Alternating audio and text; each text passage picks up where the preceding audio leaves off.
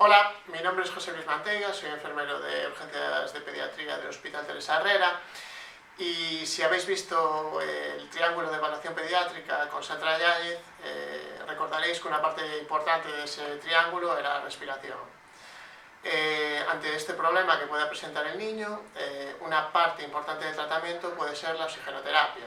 La oxigenoterapia es un tratamiento en sí que a priori no suele ser muy valorado como tratamiento, pero es importante una dosificación y una perfecta administración del mismo. Por tanto, vamos a hablar de algunos aspectos que, bueno, podrían parecer evidentes algunas veces, pero sí se cometen errores en la administración de la oxigenoterapia en el ámbito de las urgencias. Por tanto, la oxigenoterapia consiste en darle un aporte extra al paciente de oxígeno. Sabemos que el porcentaje normal de oxígeno en el aire sería de un 21%, por tanto consiste en darle ese aporte extra que puede llevar a mejorar la mecánica ventilatoria del paciente y la saturación de oxígeno del mismo, ¿no? Bueno, me gustaría comentaros el dispositivo que tenemos. Normalmente tenemos una toma de oxígeno que suele estar en pared. Tenemos también otros dispositivos como son las balas y tenemos algunas bombonas portátiles. En el caso del hospital normalmente trabajamos con las balas y con las tomas de oxígeno, ¿no? Esas tomas de oxígeno normalmente tienen un manómetro que puede ser digital, habla de la cantidad de oxígeno que hay en la bombona, y tienen también lo que llamamos el caudalímetro. Esta bolita lo que hace es indicarnos los litros minuto que le pasan al paciente y lo marca en su base, ¿de acuerdo? Hay cierta controversia, normalmente la gente o los profesionales solemos colocarla en el nivel medio de la bola, pero es realmente la base la que indica el flujo, los litros que se le administran al paciente, los litros minuto. Lleva incorporado un humidificador, ¿no? Este humidificador, como la propia palabra dice, es darle humedad a ese aire para que no reseque mucosas.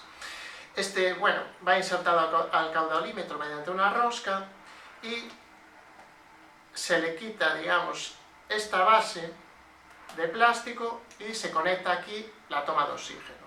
La bibliografía dice que hasta 4 litros por minuto de oxígeno no necesitaría humidificación, pero bueno, digamos que si se la podemos administrar, pues va a ayudar al paciente a que no haya esa sequedad. Con respecto a este caudalímetro, también hay una pestaña básica que en caso de urgencia, pues a veces digamos que ocurren incidentes, ¿no? Esta pestaña nos indica un cambio de dirección en el flujo, por tanto, el movimiento de la misma nos indica que podrá salir aire de la zona del humidificador o, por el contrario, salir aire directo, sin humidificar, por este émbolo o por esta salida de oxígeno. Por tanto, la conexión con humidificación irá abajo, mientras que la conexión directa irá en la toma de arriba. Siempre debemos de girar la pestaña para la zona donde queremos, digamos, desviar la salida del aire. En cuanto a la bala, debemos cerciorarnos siempre, antes de trasladar un paciente al TAC o a otro destino, que hay, digamos, la cantidad necesaria de oxígeno para dicho trayecto, ¿de acuerdo? Después, la toma de oxígeno, la apertura de la bala tiene que estar en verde en todo momento y al mismo tiempo la regulación en litros minutos se hará arriba, ¿vale? Arriba aparecen una numeración que indica litros y en base a esto pues administraremos los litros que le correspondan al paciente, ¿vale? También estas balas se pueden conectar directamente al respirador, se conectaría directamente en la toma y ya el respirador pues recibiría la fuente de oxígeno necesaria.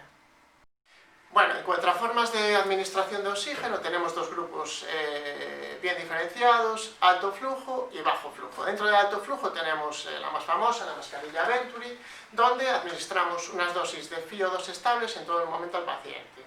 Dentro de ellas también están las gafas nasales de alto flujo y los sistemas de nebulización. En cuanto a bajo flujo tenemos gafas nasales y también tenemos la mascarilla con reservorio y la mascarilla simple, que normalmente no utilizamos en el ámbito de las urgencias.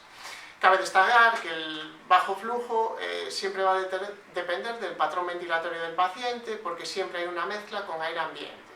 Por tanto, la dosis administrada de oxígeno no es tan exacta como con los sistemas de alto flujo.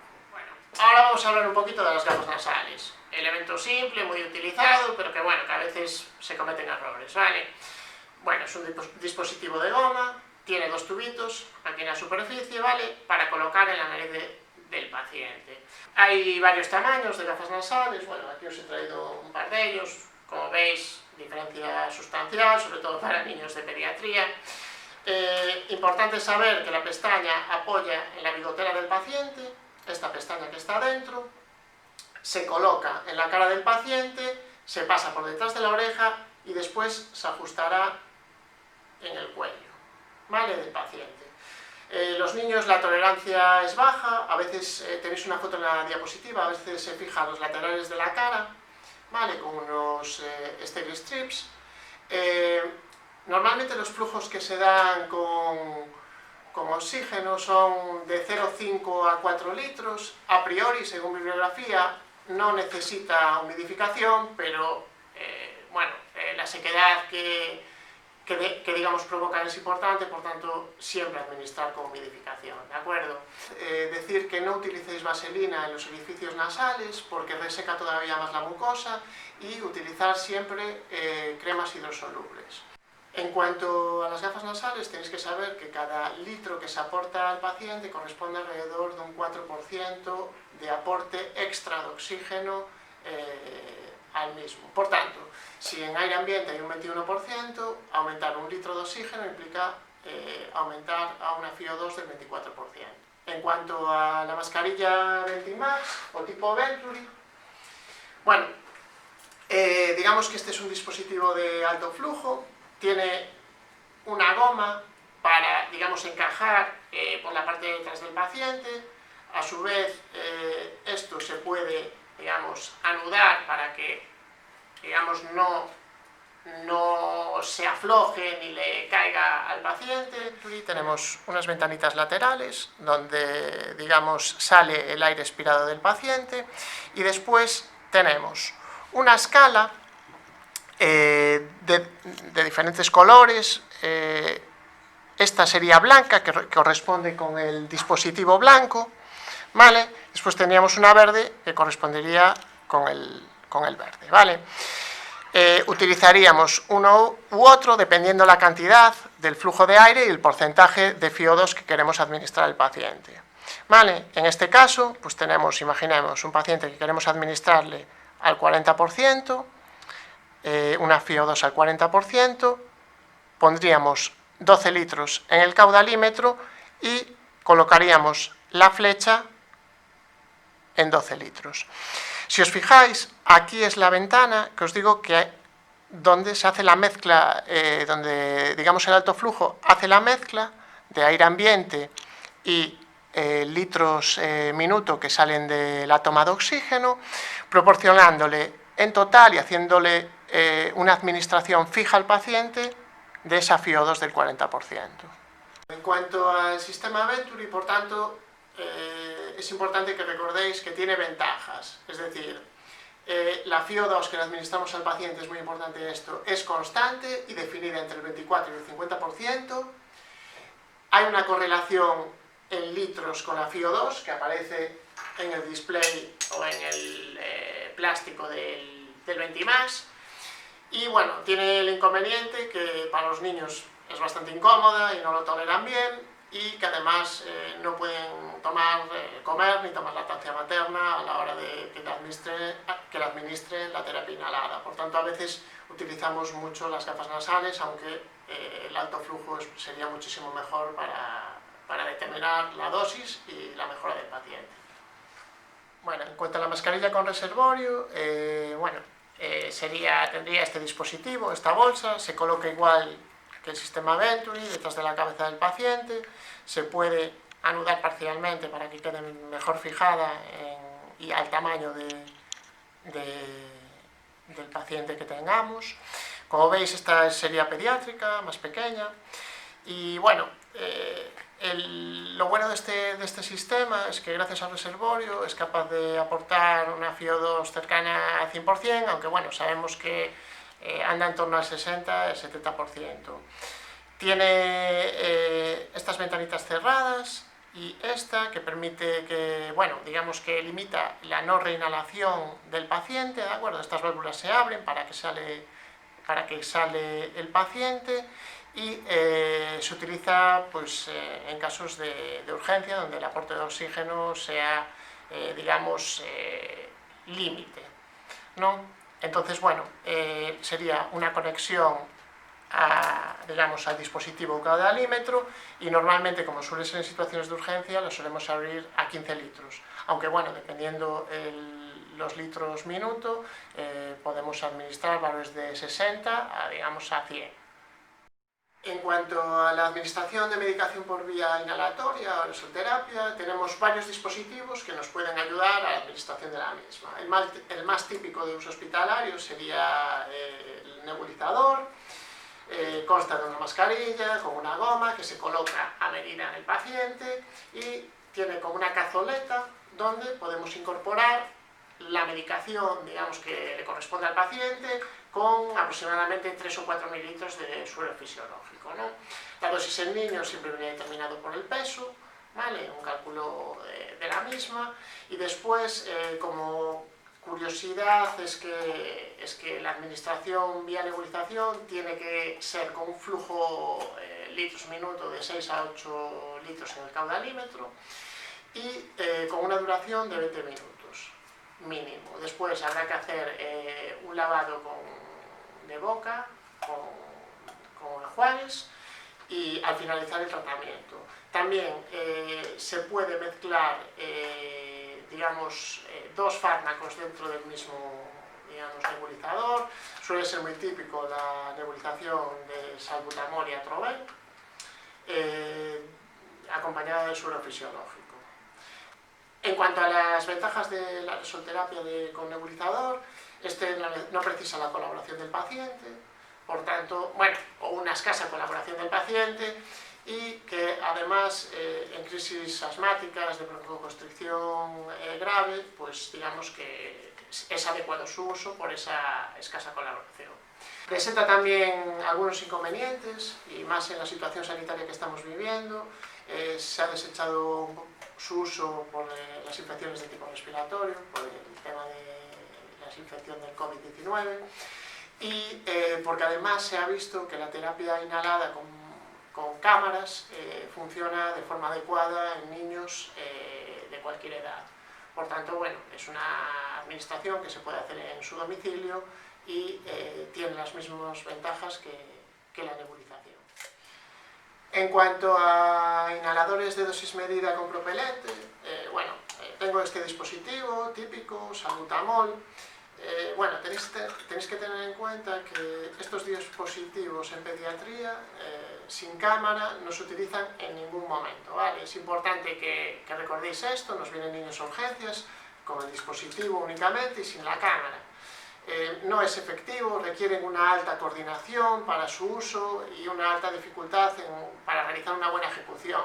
Por tanto, en pediatría, desde luego, se desecha su uso. Como veis, esta cámara corresponde a una edad, como ya dijimos, de 1 a 5 años. Está formada por una mascarilla de silicona que se colocará en la nariz y boca del paciente, se conecta a la cámara. Esta es una válvula unidireccional y aquí tiene un dispositivo que nosotros podemos mirar para ir contando las inhalaciones que hace el paciente, ¿no? Después veis que tiene un hueco para colocar el inhalador correspondiente y a continuación pues procederíamos a realizar la técnica con cámara. La administración, en este caso sería salbutamol. Agitaríamos lo que viene siendo el cartucho, lo purgaríamos previamente, si el cartucho es nuevo, un par de puffs, ¿de acuerdo? Colocaríamos en la zona, digamos, de atrás de la cámara, sujetaríamos al niño, colocaríamos la cámara, sellaríamos nariz y boca, que quede bien fijada, y en posición horizontal administraríamos el producto. Si la cámara es nueva, previamente a la administración daríamos un par de puffs también en la cámara y agitaríamos la misma como una coctelera, ¿vale? Un ratito y procederíamos a la administración. Una vez realizamos la administración con un puff en el niño, contaríamos a través de esta pestaña el número de respiraciones que realiza el lactante en este caso. Veríamos el movimiento de la misma y contaríamos aproximadamente 5 respiraciones o 10 segundos. En caso de tener que volver a hacer una administración, sacaríamos el dispositivo, esperaríamos un minuto para la nueva administración de salbutamol, en este caso, agitaríamos el cartucho y volveríamos a colocar, repitiendo la administración y realizando, digamos, el contaje de las respiraciones o un tiempo de 10 segundos. Después de la administración, deberemos limpiarle la cara al lactante y, si es posible, hacer un enjuague. En cuanto a niños más mayores, donde sean pacientes que habitualmente se administran estos inhaladores y hay colaboración por su parte, podemos utilizar el dispositivo sin el uso de la mascarilla de silicona. Simplemente el paciente realizaría la misma operación, con la diferencia de que el propio paciente sellaría sus labios con la boquilla de la cámara y realizaría las respiraciones, las 5 respiraciones o los 10 segundos, ¿vale? Alguna respiración más si queremos, en la administración pues, de los diferentes fármacos. En cuanto al orden de administración de fármacos por vía inhalatoria, es importante deciros que para un mayor efecto de estas medicaciones deberemos de administrar en primer lugar broncodilatadores, como puede ser el salbutamol, después en segundo lugar anticolinérgicos, como puede ser Natroben, y finalmente los corticoides, como puede ser la budesonida. Sí es verdad que pueden asociarse, entonces digamos que en nebulización se puede hacer esta asociación, que puede ser salbutamol Natroben o salbutamol con algún corticoide. Después de esta presentación, como pudisteis observar, las técnicas de oxigenoterapia y nebulización y aerosoterapia son técnicas sencillas y fáciles que están en nuestro día a día y que, bueno, y que tienen bien ejecutadas pueden tener un efecto, digamos, muy beneficioso para el paciente. Os recuerdo esas pequeñas puntualizaciones en cuanto a la administración, sobre todo con cámaras de inhalación. Es muy importante que se ejecuten bien, porque la mayoría de pacientes que llegan a urgencias no realizan una administración adecuada de estos fármacos. Os agradezco vuestra atención, espero que os sirva para aclarar conocimientos en este área y os mando un saludo.